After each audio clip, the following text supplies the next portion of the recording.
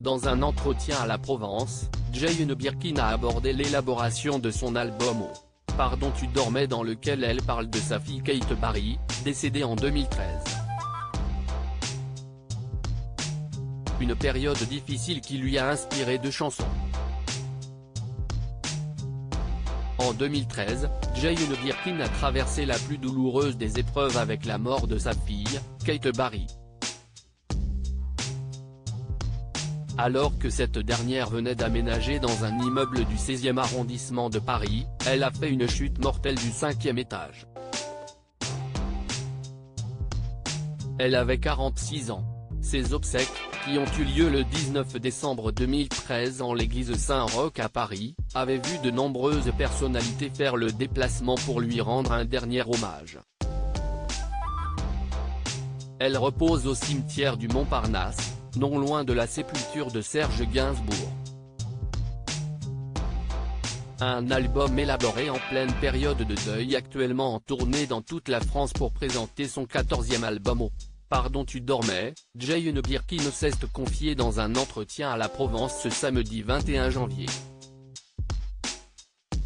Elle y a abordé la disparition de sa fille, un moment difficile qu'elle évoque aussi dans son opus sorti en 2020. D'ailleurs, c'est cette épreuve qui lui a permis de coucher des mots sur le papier et d'écrire deux chansons. On a commencé par les chansons les plus dures que j'avais écrites dans mon agenda quand j'étais à Lyon et que j'étais extrêmement abattue à cause de la mort de Kate, a-t-elle tout d'abord expliqué.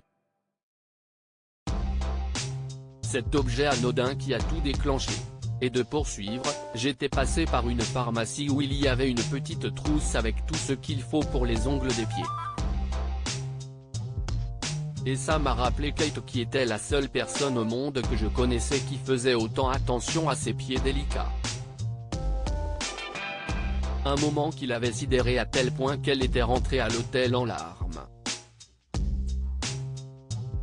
Sur place, elle avait pu compter sur le soutien de son directeur artistique, Philippe Le Richomme, qui lui avait recommandé d'écrire ce qu'elle ressentait. Et ça a marché. J'ai écrit Les murs épais et cigarettes. Étienne Dao, qui a réalisé l'album avec elle, note de la rédaction, qui a trouvé le titre pour Les murs épais. Il comprenait tout à fait l'horreur que c'était d'aller au cimetière et d'imaginer ce qui se passe au-dessous, a-t-elle confié.